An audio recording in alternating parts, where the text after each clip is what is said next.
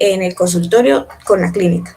Ya el subclínico es el que se define como el reflujo a través de la vena espermática interna sin un agrandamiento del plexo pampiliforme. Y esto solamente va a ser demostrable con el uso de procedimientos diagnósticos como sería la ecografía Doppler, que en este caso pues lo vamos a encontrar ya más en una consulta donde el paciente nos refiera el deseo de reproducción y que éste pues haya presentado problemas de fertilidad. Eso igual lo vamos a ver más adelante, pero pues para que tengan en cuenta cuál es la diferencia entre estos dos. También igual tener en cuenta que esta patología es asintomática en la mayoría de los casos, por eso es que se ha categorizado en estas dos. Ahora, la etiología. La etiología del varicocele es multifactorial, es muy florida. Existen diferentes hipótesis y teorías. Hoy les hablaré de algunas, de las más estudiadas y también de las que se tiene como un refuerzo científico. De todas maneras, abajo en las diapositivas pues están los links que, pues si quieren como explorar un poco más de la información.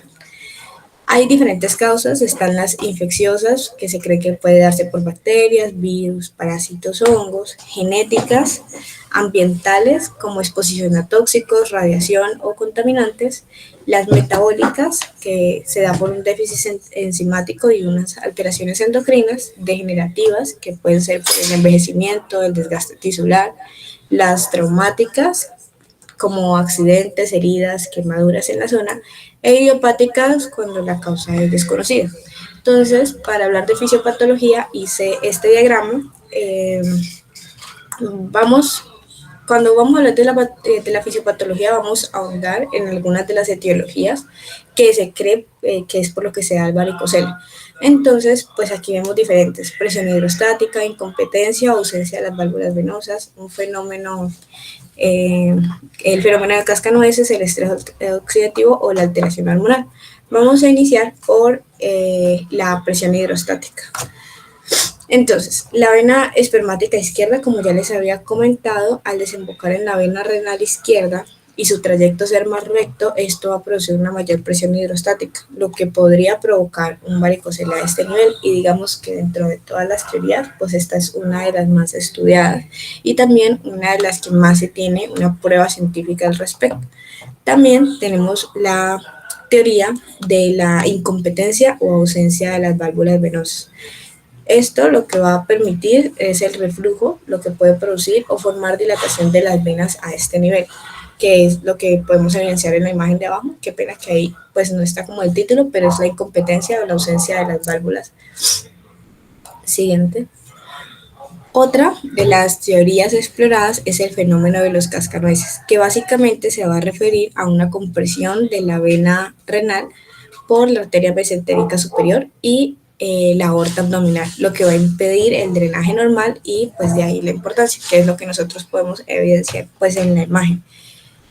Otra causa, que es una de las más recientes, una teoría explorada recientemente, es el estrés oxidativo. Esto porque los espermatozoides, así como otras células del cuerpo, tanto leucocitos o macrófagos, son capaces también de producir radicales libres. El varicocele ha demostrado que aumenta los niveles de estrés oxidativo en el semen, lo que produce una fragmentación del ADN y con ello también lleva a disminuir la fertilidad. Y por último, la que también se ha estudiado en algunos textos es la teoría de la alteración hormonal, que se cree que el varicocele altera el funcionamiento normal de las células de Leydig, que son las responsables de la producción de la testosterona necesaria para la espermatogénesis.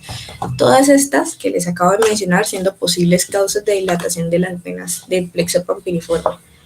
Ahora, en cuanto al diagnóstico, tenemos 3 pilares fundamentales que nosotros debemos tener en cuenta: la clínica, el examen físico y los exámenes complementarios. Vamos a empezar por la clínica. La mayoría, como les había comentado, es asintomático. Sin embargo, con el tiempo, algunos pacientes pueden presentar y acudir al médico refiriendo unos síntomas. Recordemos que al ser una parte anatómica que genera pudor, pues entonces los pacientes en su mayoría no van a consultar si no empieza a tener un síntoma que les genere molestia. el primer síntoma sería una sensación de bolsa escrotal que se le ha llamado consistencia en bolsa de gusanos.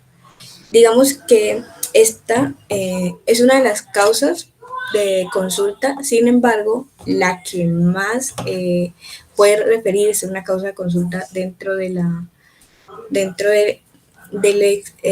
abordaje clínico es el aumento del tamaño en el hemiscroto izquierdo y la pesadez o el dolor sordo a nivel escrotal que aumenta con el esfuerzo y la bipedestación. También los pacientes pueden referir dilatación de las venas con la bipedestación o asociado también al movimiento, dolor que va a mejorar al acostarse y también se puede presentar consulta por deseo reproductivo y dentro de la exploración o de la consulta expresar pues la infertilidad que ya les había mencionado.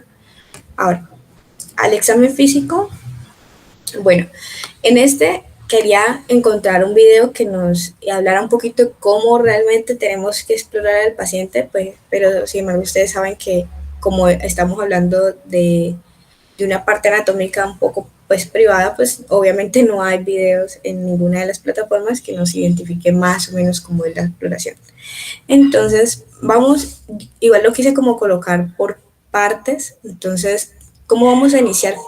Vamos a iniciar con el paciente en decúbito supino y mediante una palpación minuciosa del cordón espermático vamos a tratar de identificar los elementos. Que es importante comentarle al paciente, y esto quería recordárselos, que el paciente debemos informarle previamente la exploración que se va a realizar y la intención de dicha maniobra. Esto pues para evitar inconvenientes, que el paciente también se sienta inconforme de pronto con el examen físico y siempre intentar tener un acercamiento muy profesional, pero también, si es posible, un tercer observador. La exploración debe continuarse siempre en bipedestación aplicando la maniobra de Valsalva. Todas las venas periféricas tienen ese retorno venoso insuficiente o ausente ante ese incremento de la presión ortostática, por lo que va a ser posible pues nosotros evidenciar lo que les había dicho anteriormente, que es esa sensación de bolsa con gusanos. Se debe palpar también de manera bilateral, recordando que la exploración debe ser de ambos testículos, identificar el plexo venoso con dilataciones y la intención de palpar esa tortuosidad, descrita a veces como la bolsa de gusanos. Esto nos va a permitir clasificar al paciente.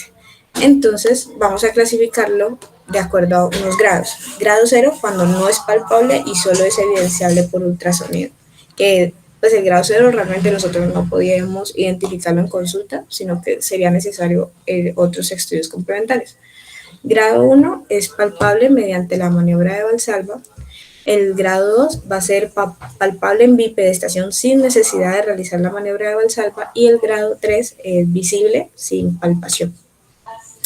También tenemos unos exámenes complementarios, que es la ecografía Doppler de testículo, es el método más usado y nos va a permitir cuantificar la velocidad y la dirección del flujo sanguíneo en un vaso.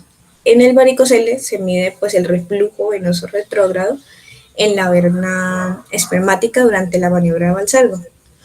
Y este debe ser, o se habla de un reflujo patológico cuando es mayor a 1 segundo. También permite, y esto también es importante, hacer un seguimiento comparativo a los pacientes en los que ya se intervino quirúrgicamente. Y tenemos el ecodoppler color. Este va a superpone el color de la imagen con rojo azul, identificando el flujo hacia o alejándose del transductor, y permite visualizar rápidamente los vasos dilatados y su reflujo es más y este estudio pues va a ser más cualitativo, o sea, nos va a permitir ver si el flujo es anormal o normal. Y por último tenemos el espermograma. En los pacientes con varicocele esto no es una prueba diagnóstica por sí misma, pero se solicita al creer que hay un nivel en el problema espermático o a nivel espermático. Está la oligospermia, que es la concentración baja de espermatozoides, la astenospermia, que es un problema de la movilidad, y la terazospermia, que es una alteración morfológica. Ahora, el tratamiento, primero vamos a identificar en qué pacientes vamos a realizar un manejo más conservador cómo va a ser el abordaje y en qué pacientes, pues definitivamente el abordaje va a ser quirúrgico. Entonces, ¿cuándo está realmente indicado o cuándo los textos nos dicen que se indica un manejo más expectante? Primero, cuando el varicocele es subclínico, solamente se evidencia por ecografía, no es palpable. Cuando el paciente es asintomático con un espermograma normal, y también es muy importante hablarlo con el paciente en hombres que no busquen la fertilidad en el momento. Claro que todo eso debe quedar constatado en la historia clínica. ¿Y cuándo vamos a hacer un abordaje o cómo vamos a hacer el abordaje de estos pacientes? Primero, importante que así no se haga un abordaje quirúrgico, igual tenemos que tener un control sobre estos pacientes. Entonces, lo ideal son controles periódicos con ecografía Doppler y un seminograma. ¿Y cómo vamos a evaluar la progresión? Si aparece dolor, si aparece atrofia testicular o infertilidad, entonces vamos a considerar el tratamiento quirúrgico. Ahora, hay otros métodos que son cirugía abierta. Tenemos dos técnicas en la cirugía abierta, ya cuando pues, el tratamiento va a ser quirúrgico. Una es, y qué pena si no lo pronuncio bien, pero es la Ivanisevic, no sé cómo se pronuncia, que es una ligadura alta de la vena. Ivanisevic. Ivanisevic, ok, gracias, doctor. Es una ligadura alta de la vena espermática, igual aquí lo podemos ver, lo que pasa es que creo que está muy pequeñita la imagen, pero pues ahí podemos ver dónde se realiza el procedimiento. Es a nivel retroperitoneal, o sea, el abordaje es suprainguinal por encima del anillo inguinal y se ligan únicamente las venas espermáticas, dejando intactas las arterias y los linfáticos. ¿Qué se busca? Intervenir en un nivel donde la vena espermática interna normalmente se presente como un único tronco, y eso va a facilitar, lógicamente, el procedimiento. Y también está la técnica abierta de Palomo, que es la ligadura de vena, arteria espermática interna, que pues va a tener un mayor riesgo de atrofia testicular. Esta es una varicocelectomía retroperitoneal alta y se busca hacer una incisión en el abdomen superior. ¿Qué se busca? Ligar la vena testicular, la arteria y los vasos linfáticos. Entonces, como podemos ver, pues es diferente. Todo esto va a reducir la residuo, pero hay una complicación y es que va a aumentar el riesgo de complicaciones como hidroceles al no presentar un drenaje linfático, que de todas maneras, siguiente por favor, aquí podemos ver como las ventajas y desventajas del procedimiento. La ventaja es una técnica relativamente sencilla y accesible. La desventaja es que hay un mayor riesgo de complicaciones como el hidrocele posquirúrgico que les había mencionado, la recidua o el daño arterial. Ahora hay unas nuevas técnicas pues, que se han estudiado más a profundidad y que son menos invasivas, como es la técnica laparoscópica, que va a ser un método mínimamente invasivo para tratar el varicocele mediante el uso de un laparoscopio y se realizan pues unas pequeñas incisiones en el abdomen, que va a permitir acceder y ligar las venas espermáticas internas. ¿Cuáles son las indicaciones? En casos bilaterales se recomienda más este abordaje. Y la técnica va a ser pues la fusión de las venas espermáticas internas mediante los clips o coagulación. ¿Cuáles son las ventajas de este procedimiento? El acceso directo y buena visualización de ambas venas, la recuperación rápida del paciente y la posibilidad de tratar ambos lados en la misma intervención. Las desventajas es la recurrencia del varicocele en aproximadamente del 3 al 15% de los casos, la formación del hidrocele posoperatorio entre un 7 al 20%, especialmente si no se preservan linfáticos, y el riesgo adicional propio de la cirugía abdominal, como es el daño vascular, la agresión nerviosa, la infección o complicaciones anestésicas. Esta técnica es otra explorada, que es la microcirugía subinguinal, que es realmente la que recomiendan como gol estándar y hoy en día se considera una de las mejores técnicas quirúrgicas. Esta técnica consiste en la incisión subinguinal y la identificación del cordón espermático, la ligadura de las venas bajo el microscopio quirúrgico, y las ventajas realmente de estas es la alta tasa de éxito y la baja recurrencia. La baja recurrencia está descrito que es en menos de un 5%, y preservar las arterias espermáticas y los linfáticos, que eso pues nos da mayor ventaja para un menor riesgo de hidrocele o atrofia. Ideal también va a ser en pacientes con infertilidad masculina y alteraciones del seminograma, y en adolescentes con atrofia testicular progresiva.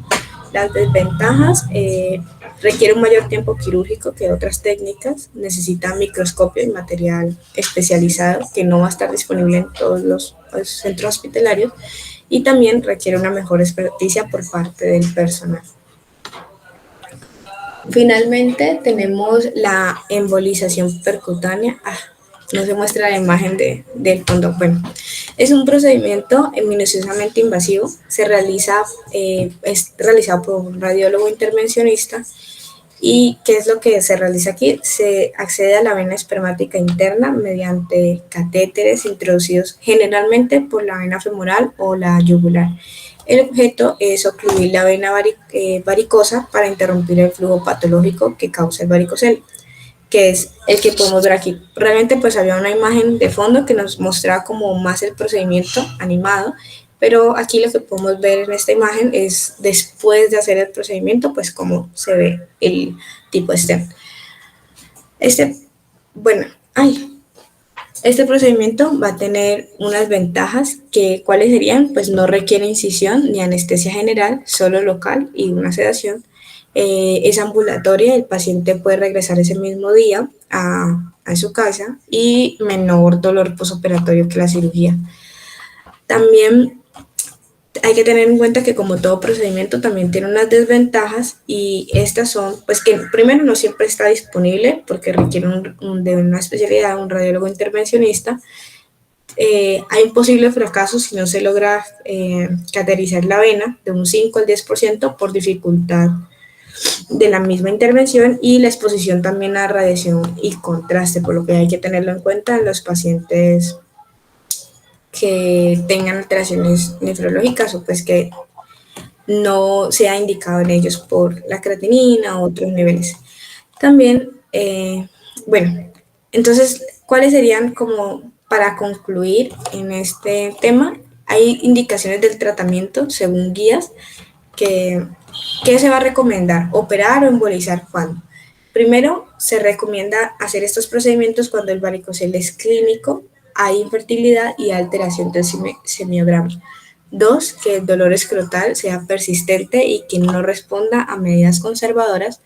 Tres, en adolescentes con varicocele y disminución progresiva del volumen testicular. Y cuatro, en varones con espermiograma alterado, aunque no estén intentando pues la reproducción en ese momento, porque la calidad seminal suele empeorar con el tiempo, entonces igual se le recomienda a los pacientes.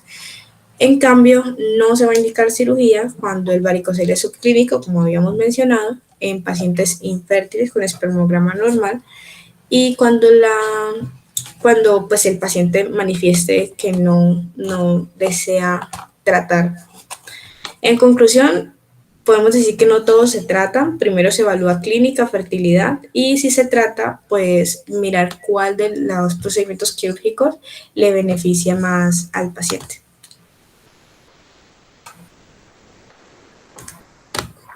Bueno, ahora, ¿Alguna pregunta sobre varicocele? Ay, qué pena con ustedes, pero es que estoy casi sin voz. tranquila. No, doctor, hasta el momento no. Todo clarísimo. Bueno, importantísimo, algo que la doctora ya mencionó, que es asintomático. Quiero que no confundan cualquier dolor testicular, aunque tengan una ecografía que sugiera un varicocele, deben y están en la obligación de descartar otras causas de dolor, dado que el varicocele suele ser asintomático hasta en un 95% de los casos.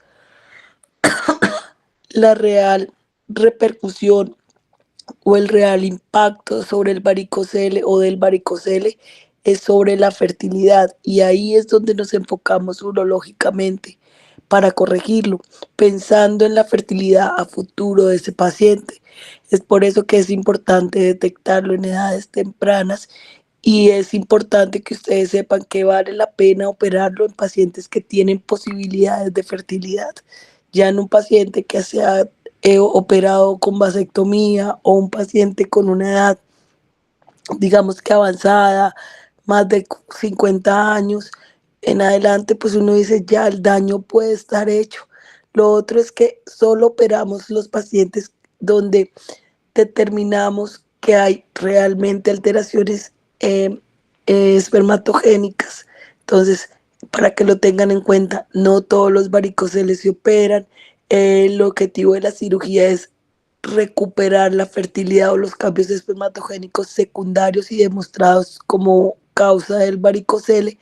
Y en último momento uno habla de dolor testicular asociado al varicocele. ¿Está todo claro ahí?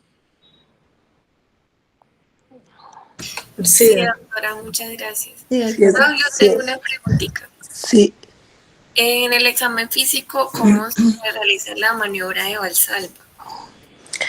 Bueno, la maniobra de Valsalva se debe realizar en decúbito dorsal, haciendo que el paciente esté completamente acostado, recto. Se le dice al paciente que puje y se evalúa el testículo. Posteriormente se debe hacer parar al paciente, evaluar y inspeccionar los testículos parado sin que el paciente se agache y luego volver a hacer, motivar al paciente que se haga la maniobra, o sea, que se puje pues para que tenga el efecto de Valsalva y se palpa entre los dedos el espesor del cordón espermático y se observa la dilatación venosa. Cuando no es evidente, estamos hablando del 1 y 2, ¿no? Pero bueno, cuando tengamos la práctica vamos a tener la oportunidad de revisar a los pacientes y poder ver, digamos, palpar el cordón y poder establecer cuándo las estructuras están normales para que ustedes detecten cuándo hay dilatación.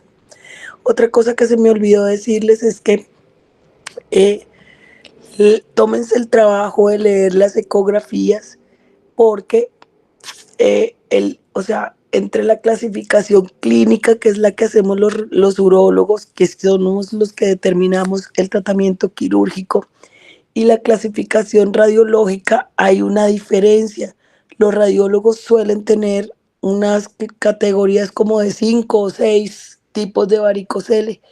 Prácticamente para los radiólogos todo es varicocele, ¿ya? Como desde 1 milímetro en adelante ellos lo están concluyendo como varicocele, de ahí que llegan muchas ecografías con aparente diagnóstico radiológico de varicocele sin que clínicamente lo tengan, y es un choque para el paciente que una ecografía le diga que tiene un varicocele cuando clínicamente no lo tiene y al final se decide es por la clínica, ¿verdad?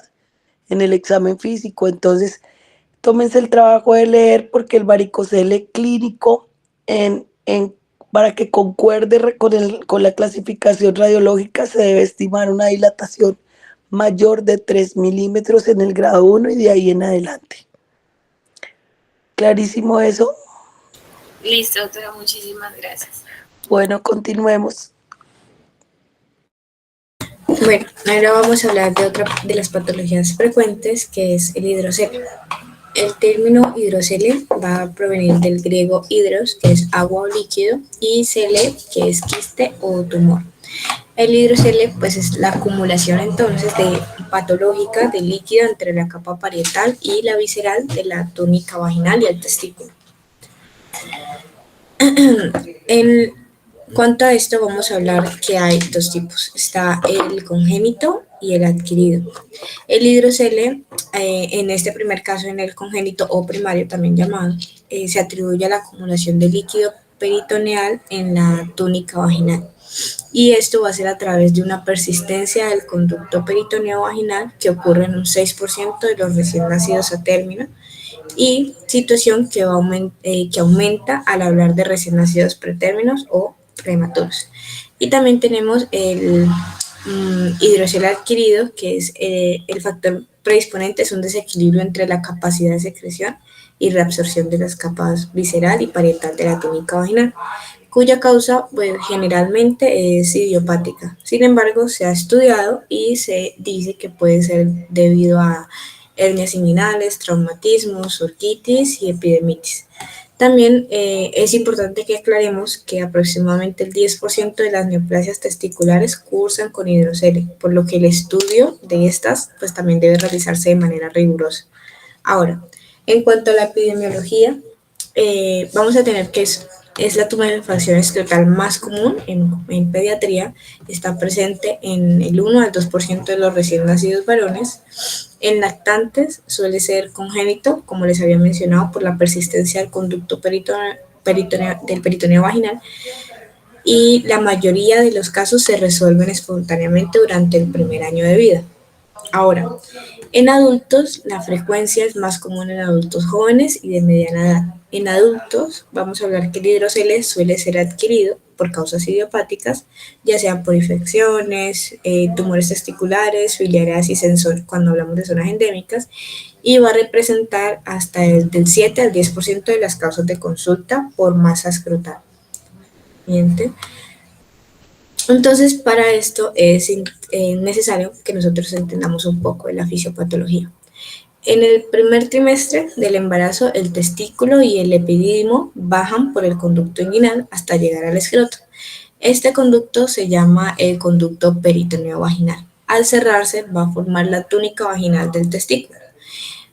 Para esto, entendamos que el testículo tiene 6 capas desde afuera hacia adentro, que serían la piel, el músculo dartos, la fascia espermática externa, el músculo cremaster, la fascia espermática interna y la túnica vaginal. En cuanto a la túnica vaginal, es importante porque produce una pequeña cantidad de líquido que normalmente se reabsorbe rápido gracias al sistema venoso linfático del cordón espermático, que ya lo vimos anatómicamente en la exposición anterior. Cuando se produce más líquido de lo normal, por ejemplo por una infección o por un traumatismo, o cuando hay un problema de reabsorción, que muchas veces es una causa idiopática desconocida, aparece la acumulación de líquido, que sería el hidrocele. Esto en cuanto a adultos. En los bebés es congénita, no hay persistencia del conducto, no se cierra, hay una acumulación de líquido. Por eso el diagnóstico principalmente es importante, el interrogatorio y el examen físico son lo primordial. ¿Cómo vamos a ver el hidrocele? Este aparece como una masa escrotal indolora de crecimiento lento y simétrico. También es muy importante tener eso en cuenta.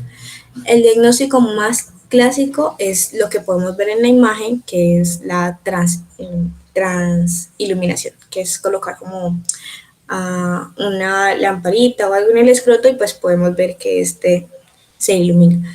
Se coloca esa luz detrás pues, del escroto y como hay líquido, la luz lo va a atravesar completamente y por eso es que hoy lo podemos ver así. Si hay dudas y si el testículo no se palpa bien o si no se transilumina, se debe hacer una ecografía escrotal. Y la ecografía lo que nos va a ayudar es a identificar o a diferenciar si es hidrocele u otra patología como varicocele, torsión testicular o tumor. ¿Qué se debe tener en cuenta? Bueno, el hidrocele se ve como una dilatación escrotal ovalada y esta es indolora, se transilumina, puede extenderse hacia el cordón espermático, o sea que no solamente lo vamos a ver como confinado o delimitado en el escroto, y es muy característico que cambie de tamaño durante el día. Entonces podemos preguntarle eso al paciente, ya sea al paciente joven o pues a la madre, que es por la noche suele estar más grande por defecto de la gravedad y de la actividad, y vamos a preguntarle si en la mañana es más pequeño cuando permanece en reposo. Esto también se ve que el conducto peritovaginal permanece abierto y permeable, sin embargo, pues por actividad de la gravedad, este se va a ver con cambios de tamaño durante el transcurso del día. Bueno, ¿cómo vamos a definir el tratamiento? En adultos, los hidroceles pequeños y asintomáticos no necesitan tratamiento. Si el hidrocele crece mucho y genera presión sobre el testículo, puede disminuir el flujo sanguíneo y va a ocasionar atrofia testicular. A esto se le llama hidrocele a tensión. Entonces, en esos casos, sí se va a definir un tratamiento. Se indicaría la cirugía, que es una operación muy sencilla, con pocas complicaciones, se puede hacer de manera ambulatoria. Igual ya vamos a explorar diferentes técnicas, porque también hay diferentes técnicas quirúrgicas. Y en lactantes, la conducta inicial es importante observar durante el primer año de vida, porque la mayoría se resuelven solos. Y si después del año no desaparece o si se acompaña de una hernia inguinal, entonces sí está indicada la cirugía. ¿Cuál es el procedimiento quirúrgico? Tenemos la hidrocelectomía, que es este procedimiento que podemos ver aquí. Ese se va a realizar con una incisión transversal dentro de los pliegues de la piel del escroto, o una incisión en el rafe medio, que va a producir menor sangrado y menor cicatrización, que es esta que podemos ver ahí en la imagen. Posteriormente se va a exteriorizar el saco del hidrocele, se abre en la cara anteristicular, que es un área no vascularizada lejos del testículo, del epidimo y deferente y estructuras del cordón. O sea, esa área, la estructura se va a agrandar, el saco se agranda, se cauteriza con dirección a que se aleje el testículo y se inspecciona el testículo y el epidimo en busca de masas. Ahora, son dos enfoques o técnicas quirúrgicas las que se tienen presente. Una es la aplicación o técnica de Lord, que se hace en hidroceles pequeños o medianos cuando no hay mucha inflamación. Y tenemos la incisión o eversión o técnica de, tampoco sé si se pronuncia Habulay, no sé. Ahí me corrige la doctora porque no sé si estoy pronunciándola adecuadamente, que se aplican hidroceles más grandes. Se corta la túnica vaginal y se gira. También tenemos uno de los procedimientos, por decirlo así, los más recientes, y también es uno de los que se prefiere porque es menos invasivo, es un procedimiento que ha ganado aceptación en el tratamiento. Pues, ¿por qué? Porque tienen menos riesgo menos incidencia de riesgo, baja morbilidad y la recuperación es mucho más rápida en estos pacientes. ¿En qué consiste? En realizar una aspiración de líquido del hidrocele, la instalación de la anestesia local y seguido por la instalación de un esclerosante. Vamos a hablar que hay unas indicaciones principales de este tratamiento. No sé, bueno. Las indicaciones principales es en pacientes adultos con hidroceles adquiridos, no se recomienda en niños, pacientes con alto riesgo quirúrgico que no se van a someter a cirugía, por ejemplo, pacientes con cardiopatías, edad avanzada, comorbilidades severas y cuando el hidrocele es sintomático. ¿Cuándo más se va a recurrir pues, a este tratamiento? Cuando el paciente rechaza la cirugía. Ahí es cuando pues, se elige que es candidato a la escleroterapia.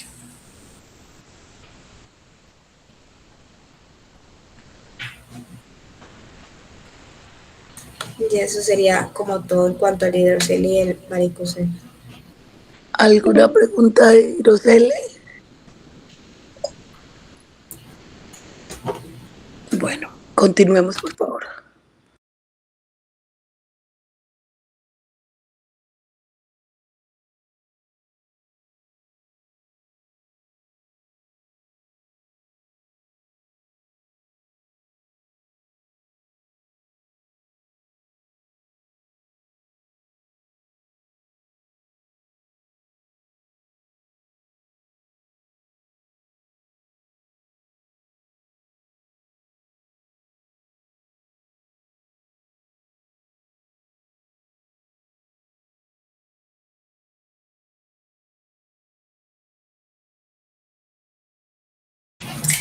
Bueno, buenas tardes, doctora. Mi nombre es Alejandra Bravo y voy a presentar pues el tema de orquiepididimitis. Estos son algunos artículos de revisión que utilicé para la presentación. También saqué un manual que sacó la Universidad del Valle 2025, que es urología en pocas palabras, que está diseñado pues, para el médico general para entender algunas patologías. Entonces me guié los siguientes artículos de la revisión y la revista que sacó la Universidad del Valle. Debajo van a poder ver cuáles son los links de cada una de las guías en las que me basé. Entonces, ¿qué es la orquiepididimitis? Es una inflamación del epididimo, ya lo había comentado mi compañera pues, en la anatomía, y de los testículos. El epididimo es un conducto enroscado dentro del escroto y este va a almacenar y transporta el esperma de los testículos al pene. La orquiepididimitis generalmente pues, va a afectar este epididimo y a los testículos en un lado del escroto, pero podría afectar también a ambos lados. Se va a producir pues, por las bacterias que generalmente proceden de la vejiga, de la uretra, de la próstata y pues van a avanzar a través de los conductos deferentes del cordón espermático hasta el epididimo, llegando finalmente a los testículos y esto causa la orquiepididimitis. Aquí podemos ver pues, una imagen que nos muestra dónde están los conductos, dónde está la cola del epididimo. Y hay varias causas. En el niño, la causa más frecuente es Escherichia coli. En la pubertad y los 40 años, la causa más frecuente de 46 a 78% de los casos es la Chlamydia trachomatis y le sigue con frecuencia la Escherichia coli y la Neisseria gonorrhoeae. En varones mayores de 40 años, los microorganismos más frecuentes son de nuevo las enterobacterias, así como los cocos gram positivos y las pseudomonas. Y otras causas que ya son traumatismos, enfermedades generales, fármacos. La epididimitis causada por fármacos se van a resolver después de la retirada de los fármacos, entonces es necesario como otra intervención. La orquiepididimitis se puede producir también por tuberculosis en pacientes con inmunosupresión, también puede provocarse por brucelosis, que puede ocurrir pues, en varones en contacto con ovejas.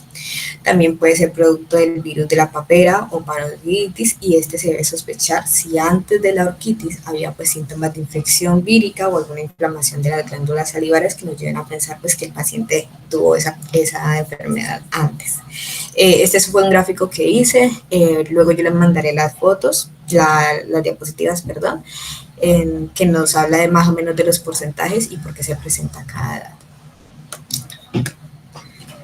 Los signos y síntomas de la orquiepididimitis es dolor o sensibilidad en el escroto, el abdomen o la ingle, enrojecimiento, como ven en la segunda foto, o inflamación del escroto, dolor o ardor al orinar, o orinar frecuentemente, secreción en el pene, secreción en sangre, orina o semen y fiebre.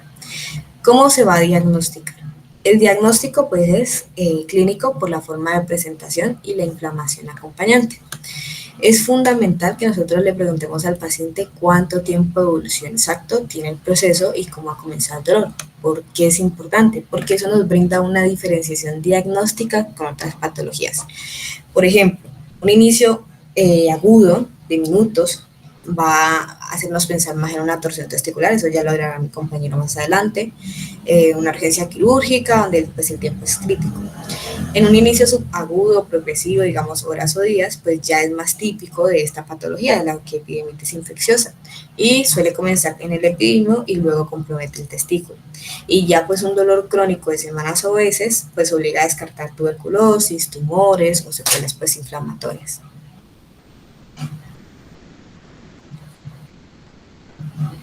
Listo. Esta es la exploración física. Aquí el hemiescroto está aumentado de tamaño, va a haber inflamación, va a haber induración, sobre todo pues del escroto. Es difícil diferenciarlo entre el epididimo afectado y el testículo. Hay fiebre, pues en el 50% de los pacientes es muy común que pues, se presente escalofríos, malestar general en el caso pues, de cuadros ya muy evolucionados. Hay molestias miccionales, escozor o aumento de la frecuencia miccional en el 50% de los casos y va a coexistir con una infección urinaria o una uretritis. Aquí se van a hacer dos signos, el signo de Pergen positivo y el reflejo cremastérico conservado, que lo diferencia de la torsión. Entonces, ¿cuál es el signo de Pergen? Este va a evaluar suavemente el testículo. Lo que hacemos es elevarlo, el testículo afectado, el que nos dice que le duele el paciente, y si es positivo, el dolor va a disminuir al elevar el testículo, entonces va a sugerir una orquiepididimitis. porque pues va a mejorar el retorno venoso, disminuye la tensión sobre el epidimo y el dolor va a ceder. Si es negativo, o sea que el dolor no mejora o incluso va a aumentar, va a sugerir una torsión testicular. El signo pues ya cremastérico, que es la segunda imagen, es un reflejo superficial donde al estimular la cara interna del muslo, vean dónde está la mano del examinador, con un objeto o un dedo se puede contraer el músculo cremaster y va a hacer que se eleve el testículo ipsilateral. Entonces, ¿cuál es la interpretación? Si está conservado, el testículo va a ascender. Entonces, se observa en la orquiepidimitis porque el nervio genitofemoral y la irrigación no están comprometidos. En cambio, si está ausente, es decir, que el testículo no se eleva, es típico pues ya de la torsión testicular. Ese es un tema que hablará más adelante pues mi compañero. También se pueden hacer laboratorios, por ejemplo, los exámenes de sangre y orina, se puede realizar para detectar alguna infección o una ecografía, que es un ultrasonido que puede usarse para evitar el flujo sanguíneo a sus testículos. Ahora les voy a mostrar aquí, ahí ven el puntero. Listo. Entonces, ¿listo? Bueno, entonces como ese es un proceso descendente causado pues por patógenos del tracto urinario, lo que vamos a visualizar primero se va a localizar en la cola del epidimo y luego va a ascender hasta la cabeza hasta comprometer pues finalmente el testículo. Entonces, en esta primera imagen, que es lo que vemos aquí, inicialmente se puede ver una imagen pues hipoecoica. En la segunda imagen ya podemos ver, ya se puede ver un poco más heterogéneo, miren que puede haber compromiso, va subiendo. Y ya en esta imagen, que sería la 4, lo que veremos en el Doppler es un aumento pues, de la vascularización generalizada tanto en el epidimio o el testículo, ya que cuando pues, está comprometido pues, por el proceso infeccioso se ve de la siguiente forma en el ecodoppler. Esta es otra imagen. Aquí, por ejemplo, vemos un epidimo aumentado de tamaño con respecto al contralateral, miren. Y pues lo veremos difusamente hiperecoico. Cuando comparamos ya la vascularización, digamos, en un ecodoppler, vamos a ver un aumento claro de vascularización. Por ejemplo, este es en el derecho, en comparación pues al izquierdo. Aquí también lo pueden ver, un aumento pues, de la vascularización. Y así más o menos pues, es como se mide la ecografía. También se puede realizar un scan nuclear que va a revisar pues, el flujo sanguíneo en los testículos y es posible que se inyecte pues, una pequeña cantidad de material radioactivo en su sangre. Y el material radioactivo lo que va a ayudar a que los vasos sanguíneos se vean muchísimo mejor. Entonces, en sí tenemos las pruebas diagnósticas, un urocultivo que puede ser negativo, salvo pues cuando existen síntomas miccionales y concurre una prostatitis. El hemocultivo, si el paciente presenta fiebre o signos sistémicos de infección, lo vamos a solicitar. Si existe sospecha de transmisión sexual, entonces es importante porque esta patología puede verse a transmisión sexual. Entonces, vamos a pedir PCR para clamidia, para gonococo, para microplasma, un frotis ureteral si existe pues un exudado evidente, o una muestra pues del primer chorro de orina, siempre que haya retenido esa micción por 3 horas más o menos. Eso es lo que dice la guía de la Universidad del Valle. Y se va a hacer la ecografía testicular. Si la presencia es aguda, se plantea el diagnóstico diferencial con una torsión testicular, pero como decía la doctora, con el examen físico ya podemos más o menos ir distinguiendo qué patología es urgente y qué pues, se puede manejar con antibióticos como esta.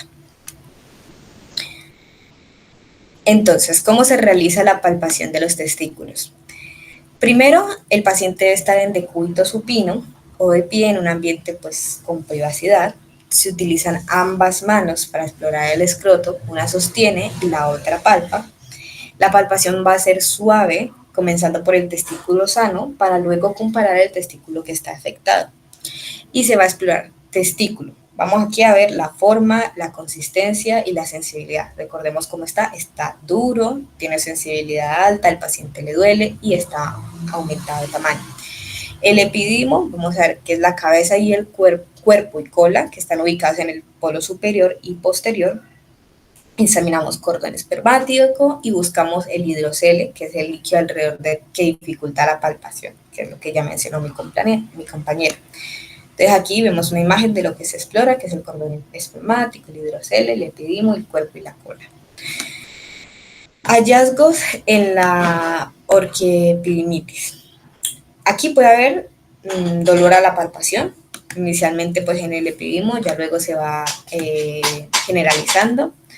Es muy engrosado, muy sensible, el testículo está aumentado de tamaño, tiene unos bordes mal definidos por el edema y la inflamación. Y el cordón espermático se va a sentir doloroso y engrosado. Digamos que los signos que diferencian cuando palpamos a la torsión testicular es que, por ejemplo, en la torsión testicular el testículo está más elevado, hay en posición horizontal muy dolorosa la palpación, cordón espermático engrosado pero sin signo inflamatorio progresivo y epidemio difícil de individualizar. Y en la orquiepidimitis el dolor es progresivo, no es súbito, el epidémico es claramente engrosado y doloroso y el dolor disminuye al signo de Pregen positivo, que es alzar los testículos. El tratamiento primero será analgésico, más un antiinflamatorio, más un antibiótico que va a depender, ya luego les voy a mencionar si es empírico o dirigido, y un suspensorio escrotal, que son este tipo pues, de calzones que pueden evitar que el escroto pues cuelgue y eso mejora el dolor. Entonces, cuando hablamos de un tratamiento empírico, ¿a qué nos referimos? En el tratamiento empírico, si existe... Doctora, creo que se va a acabar la reunión. Creería que es mejor que programen listo. una nueva reunión. Vale, está bien. Ya les envío ahorita el otro link, como se acabe.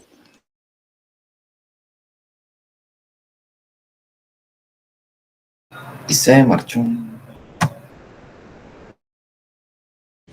Bueno, adiós.